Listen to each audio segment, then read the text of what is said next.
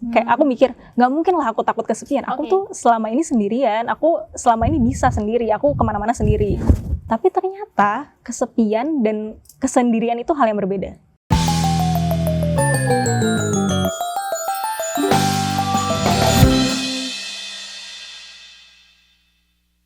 Halo my love, balik lagi di Movie bersama Inong dan Alia. Kali ini kita datang di segmen Tukar Resah, segmen di mana kita bertukar banyak keresahan dan berbagi banyak cerita. Nah jadi Nong, dari episode yang kemarin itu kita bahas soal keluarga. Kita kan emang pengen bacain ya komentar-komentar yang menarik. Oh iya. Ada komentar menarik dan kita juga dapat banyak banget feedback. Banyak banget, aku juga dapat. Ada nih yang komentar di YouTube. Yang menarik nih dari Hariri Syafa.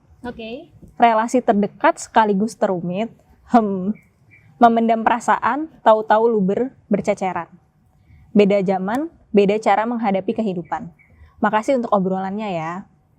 Aku senang sih akhirnya banyak orang yang juga bisa relate sama apa yang kita bicarain kemarin. Ini juga ada satu dari temen aku sih.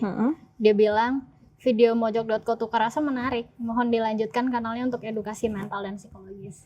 Jujur aku seneng banget karena ini kemarin episode pertama dan kita udah dapat banyak feedback yang seneng. Jadi kita seneng nih untuk ngelanjutin lagi. Gitu. Kali ini kita datang dengan tema baru. Kalau kemarin kita bahas soal keluarga, kali ini kita ngebahas dengan tema dengan tema pertolongan pertama pada kesepian.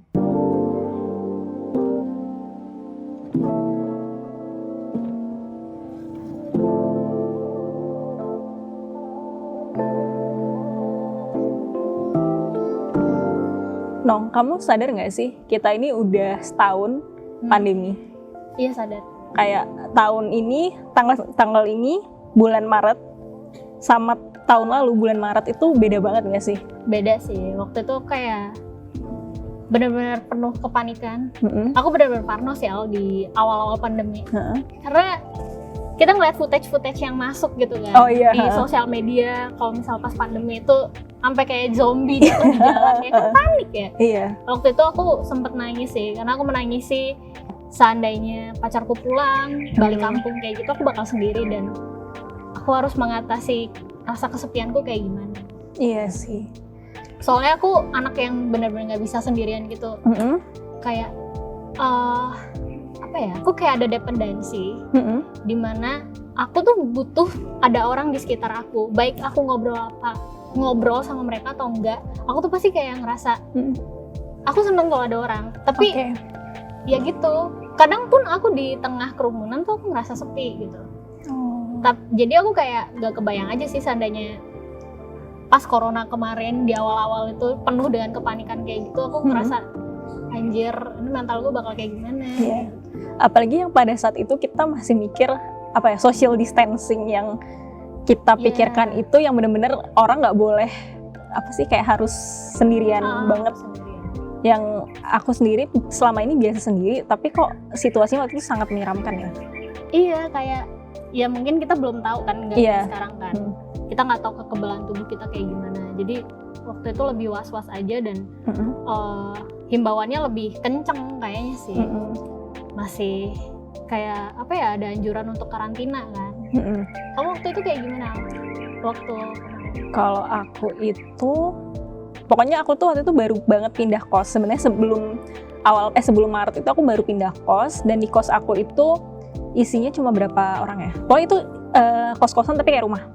Isinya tuh cuma 4 apa berapa orang. Nah itu tuh semua teman kosku tuh pada nggak semuanya sih. Pokoknya ada 3 orang.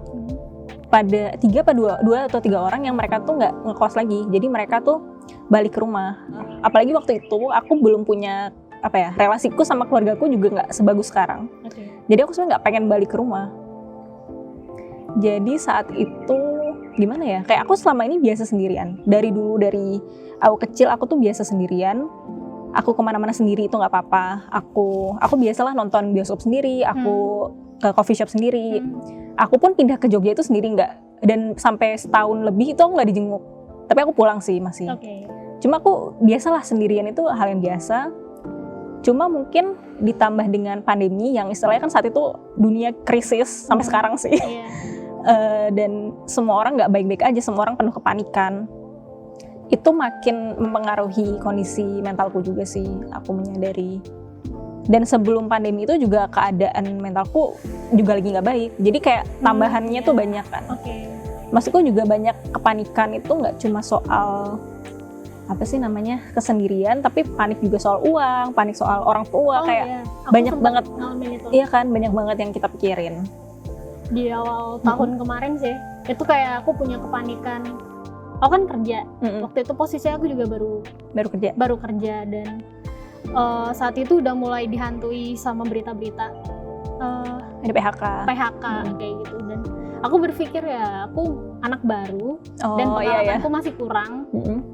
Terus aku menyadari juga kalau ternyata posisi aku tuh sebenarnya ya nggak begitu signifikan gitu di kantor.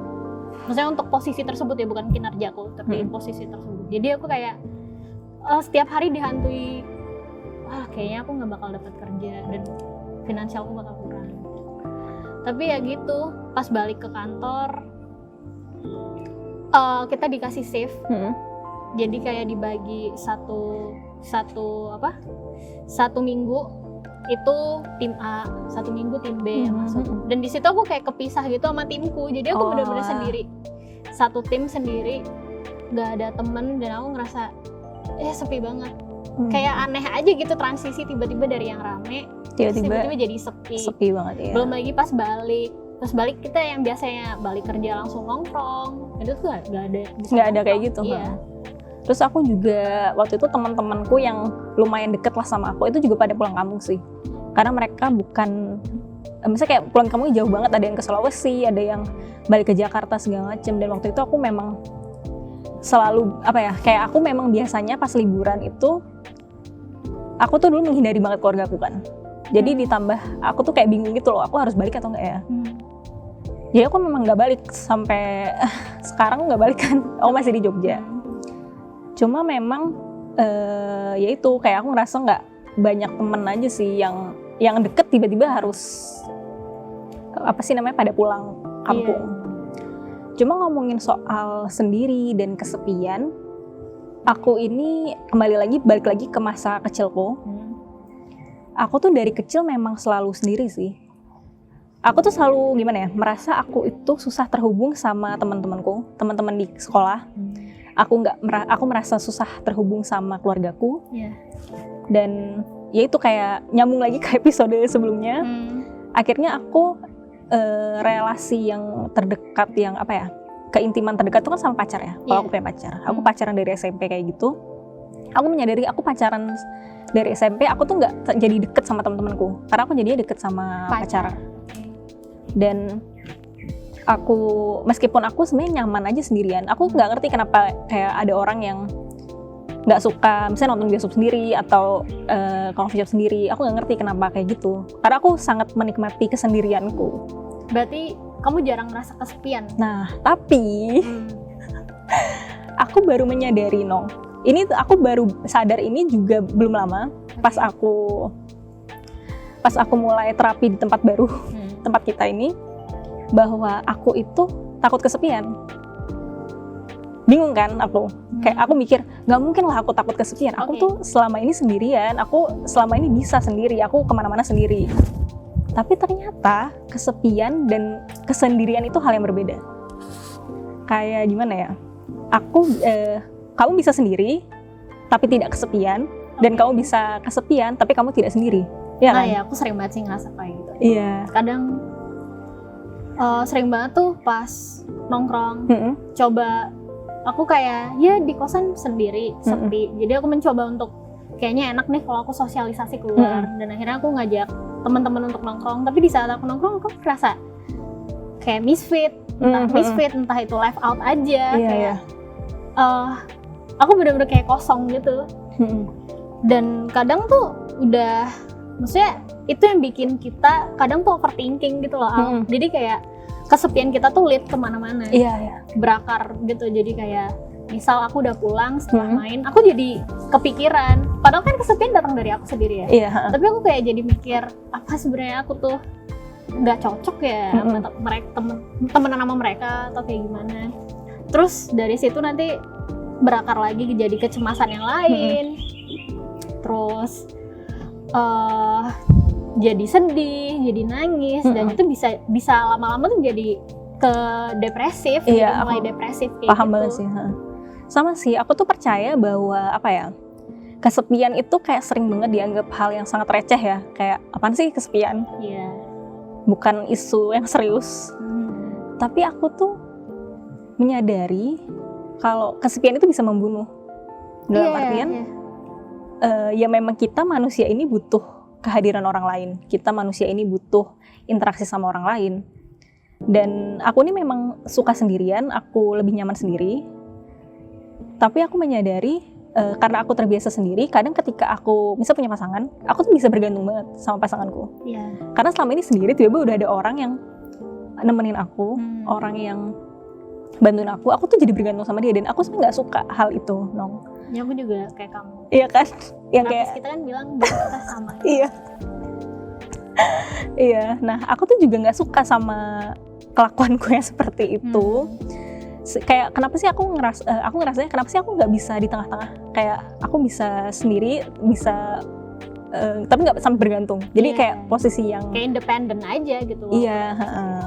Dan aku menyadari dari dulu juga ada perasaan aku tidak nyambung sama orang-orang. Aku nggak dan keseringan gini, karena aku ngerasa aku nggak punya teman, atau aku ngerasa aku tidak cocok sama kesulitan untuk terhubung secara emosional sama orang-orang sekitarku. Kadang tuh aku menolerir orang-orang yang tidak menghargaiku, menolerir orang-orang yang aku sebenarnya nggak suka-suka amat untuk nemenin aku. Misalnya kayak nongkrong sama mereka segala macam, meskipun setelah aku pulang aku ngerasa energiku capek banget. Atau ketika aku lagi nongkrong sama mereka, aku karena kamu maksain. Iya, ya maksain biar aku nggak kesepian. Dan aku memang sadar aku tuh orangnya, meskipun aku nyaman sendirian dan aku nggak apa-apa sendiri, aku tuh kenal banyak orang, tapi sebenarnya nggak deket-deket amat gitu loh. Ya, kayak aku cukup sosial, tapi nggak deket-deket amat. Untuk memiliki relasi yang dekat itu susah sama orang.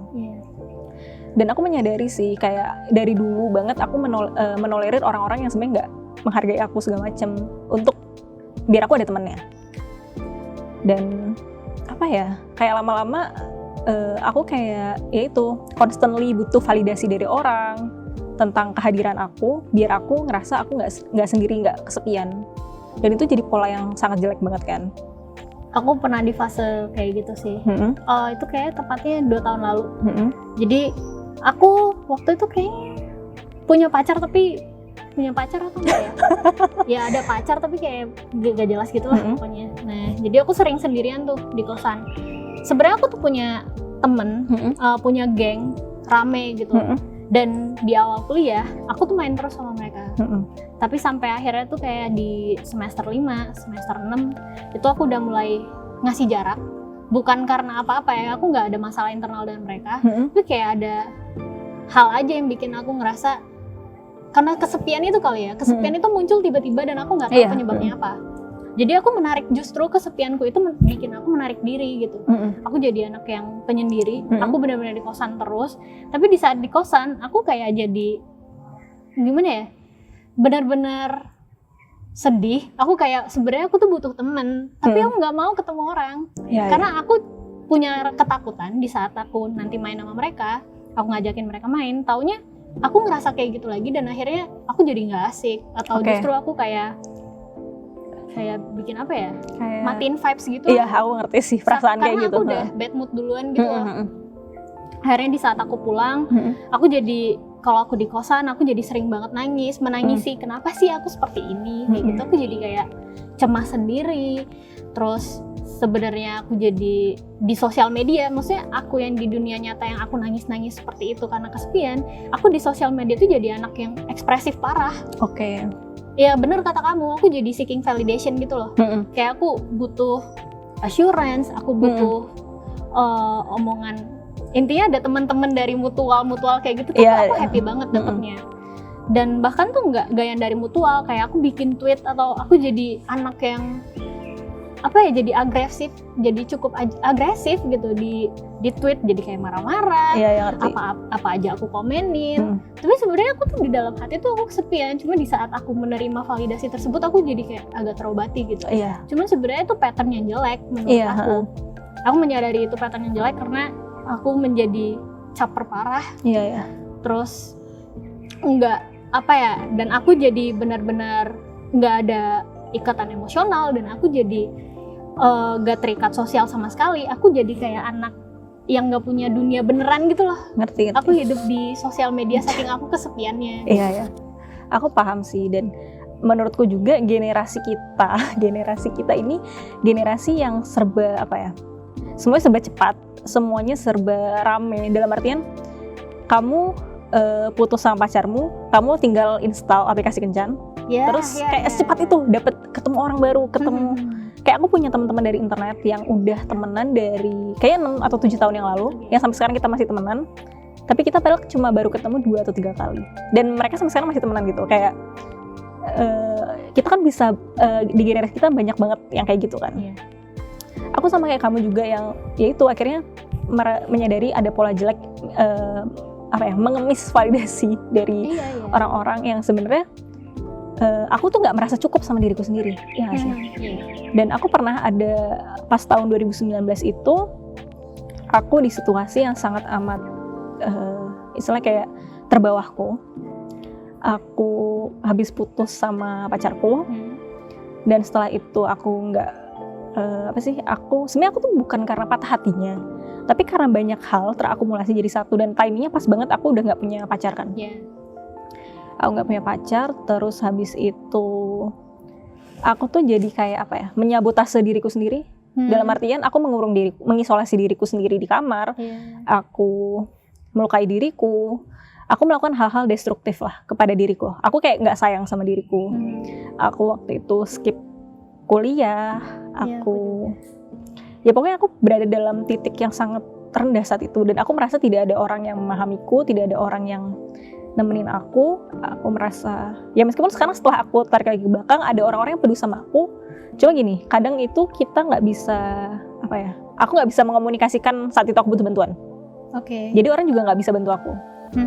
Atau kadang ada orang yang bantu aku, dan aku ngerasa malah meninggalin mereka karena aku ngerasa, jangan deh, aku nih beban loh buat kamu, nanti kayak perasaan seperti itu yang ya itu jadi pola jelek sih. Dan aku menyadari itu akarnya dari aku merasa sendirian, aku merasa nggak cocok sama siapapun, dan akhirnya caraku bangkit itu butuh waktu yang tidak sebentar. Aku akhirnya ke psikolog untuk pertama kali, aku akhirnya mulai perlahan-lahan naik lah.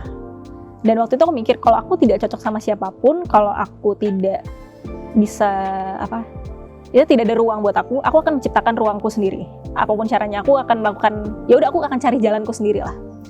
Dan waktu itu dengan aku ke psikolog, aku lebih tahu diriku perlahan-lahan. Lalu aku mulai bangkit tuh, aku kayak mulai berani mengekspresikan diriku dengan lebih sehat. Terus akhirnya pas aku udah mulai naik, tiba-tiba pandemi datang. Jadi waktu itu kayak, aku tuh lagi mulai baik-baik aja, tapi dunia tuh lagi nggak baik-baik aja. Tapi akhirnya karena pandemi juga, aku merasa aku itu lagi lebih banyak waktu untuk berpikir. Yang dulunya tuh ketika aku sedang dalam titik rendahku yang aku cari validasi terus, itu tuh aku melakukan banyak hal impulsif.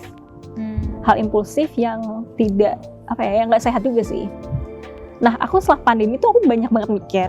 Aku banyak mikir perlakuanku, aku banyak mikir soal masa depanku yang kadang itu bikin aku cemas juga sih. Cemas berlebihan kepada hal yang nggak pasti. Tapi aku banyak melakukan hal-hal untuk untuk mengembangkan diriku lah intinya.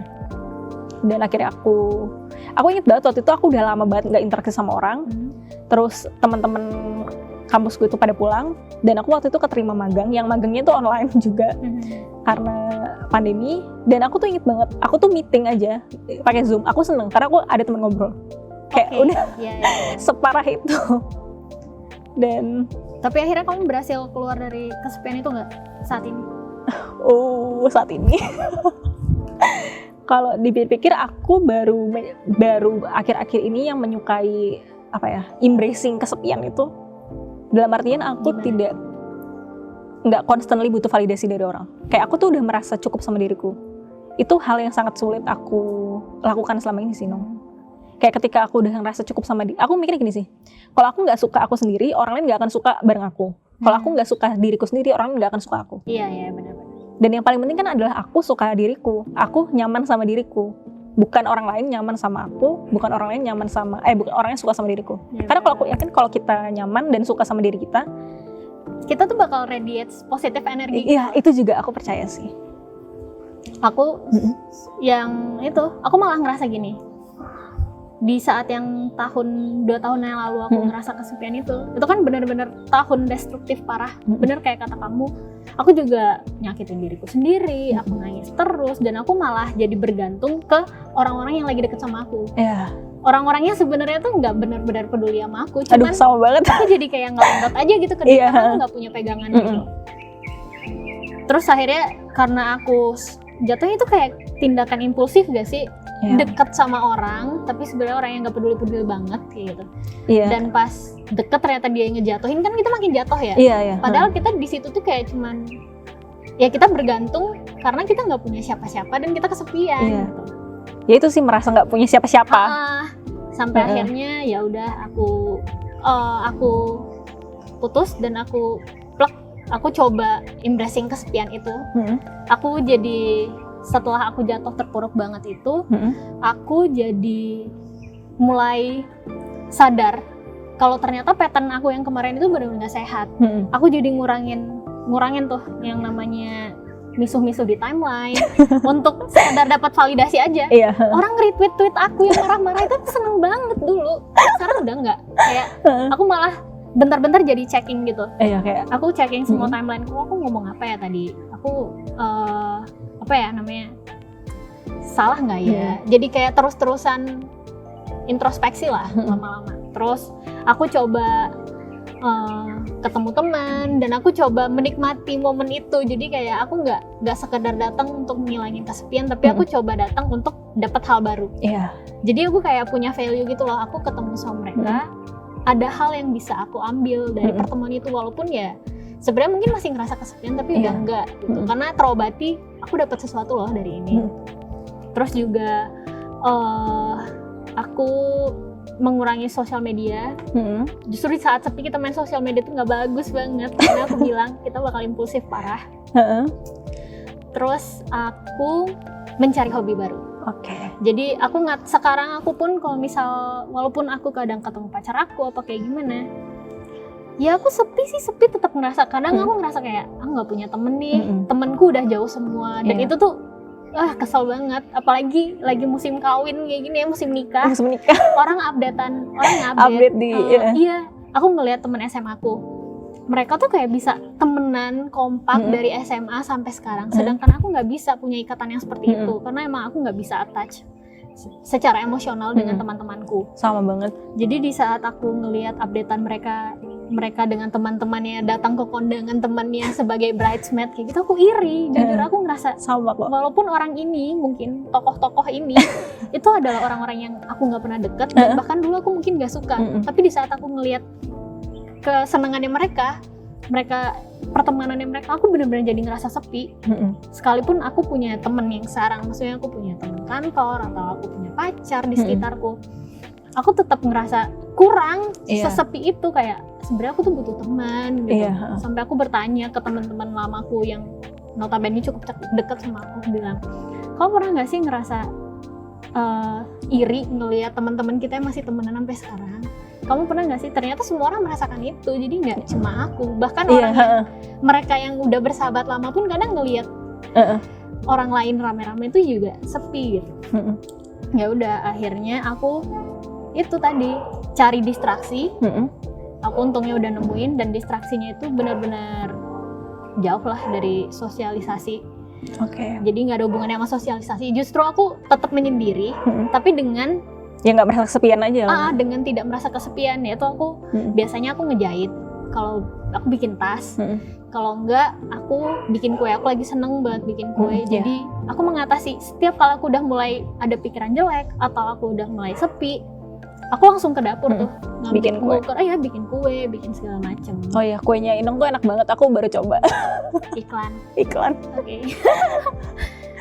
Iya sih. Tapi aku juga sama sih Nong yang kayak apa sih, sosmed itu kadang bikin kita FOMO gak sih? Iya. Kayak padahal kayak aduh aku tuh pengen deh kayak ikut ini, padahal aku tuh nggak peduli amat, aku nggak suka amat, tapi kayak ada perasaan pengen bergabung, pengen jadi part of something gitu. Iya.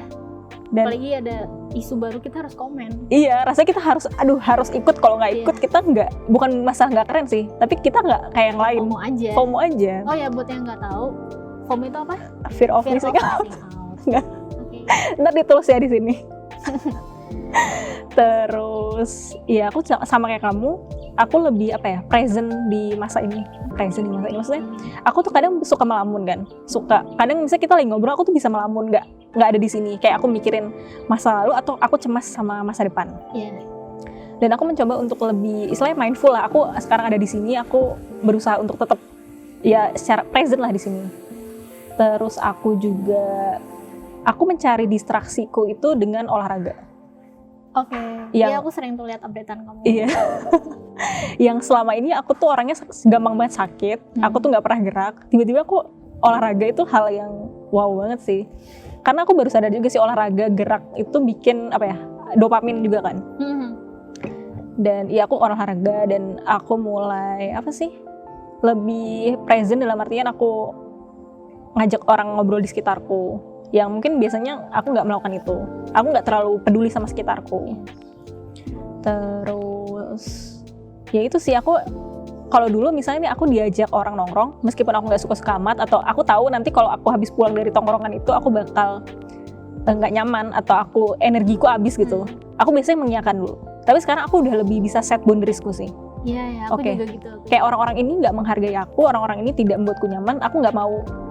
Aku mau ketemu mereka tapi aku nggak mau nongkrong, ngerti nggak sih? Kayak kalau ketemu nggak masalah, aku nggak benci mereka. Tapi kalau misalnya aku harus nongkrong lama segala macam, aku memilih untuk ya udah nggak usah ikutan. Kayak aku tuh udah bisa lebih memilih-milih apa yang mau aku lakukan sih. Ya aku nggak cuma melakukan cuma karena impulsif biar aku nggak ngerasa sepi. Oke. Aku rasa sih tipsnya adalah yaitu lebih menghargai diri sendiri. Iya, sayangi dulu diri kita. Maksudnya fokus aja bahwa kita tuh ya kesepian, tapi kita sebenarnya bisa memanfaatkan kesepian itu dengan mengembangkan diri, ngelakuin hobi, cari hobi baru. Intinya jauhi sosmed di saat kalian kesepian karena itu nggak membantu. Justru bikin kalian jadi impulsif, bikin kalian pengen ikut-ikutan. Gak bagus deh. Mending kerjain sesuatu aja, apapun itu. Make up, baca bikin buku, podcast sendiri, bikin podcast ya. Dan lebih present di masa sekarang. Maksudnya biar itu nggak cemas sama masa lalu dan nggak cemas sama masa depan sih. Itu menurutku sangat penting. Menghargai diri sendiri itu penting banget karena ya kayak tadi aku udah bilang, kalau kamu merasa cukup sama dirimu sendiri, itu tuh sebenarnya nggak penting orang lain ngasih validasi atau enggak, karena kamu udah merasa cukup nih sama diri kamu sendiri. Oh iya, ada satu tips lagi dari aku. Jadi di YouTube tuh banyak banget sebenarnya meditasi kayak gitu. Tutorialnya. Di saat kalian kesepian dan kalian bingung harus ngapain, mungkin kalian bisa lakuin Law of Attraction aja. Kalian dengan bermeditasi, cari aja di YouTube, kuncinya tuh Law of Attraction. Itu banyak banget panduan meditasi sambil tiduran, sambil rebahan apa kayak gimana tuh bisa. Dan itu bermanfaat banget sih. Aku ngerasa cukup terdistract dari pikiran burukku karena aku ngelakuin itu. Dan meditasi Law of Attraction tuh kalian tuh kayak punya tujuan gitu loh. Jadi bukan meditasi untuk relax doang, tapi kayak kalian punya niatan, aku pengen punya rumah, aku pengen rezekiku lancar. Dan itu meditasi yang membuat kalian menarik hal-hal baik untuk diri kalian. Karena itu penuh afirmasi positif gitu. Jadi aku rasa di saat kalian kesepian, terus kalian mencoba relax dengan tubuh kalian, disambi dengan pikiran-pikiran positif yang bikin kalian kayak oh besok aku kaya, kayak gitu tuh kan seneng gitu. Iya. Itu membantu banget sih menurut aku. Oke, gitu aja sih cerita dari kita. Mungkin kalian juga pengen berbagi soal kesepian kalian atau berbagi tips tentang gimana sih kalian mengatasi rasa sepi kalian, terutama di saat pandemi ini, bisa banget komen, nanti kita bacain lagi. Sampai jumpa di episode Tukar Rasa selanjutnya. Jangan lupa like, komen, dan subscribe. Iya. Bye-bye. Bye.